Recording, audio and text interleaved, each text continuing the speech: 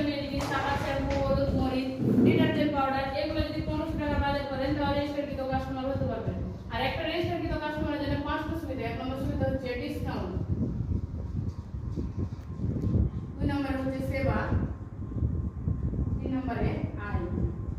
8 ধরনের আয় করা যায়। 4 নম্বর পদ্ধতি, 5 নম্বরে পুরস্কার।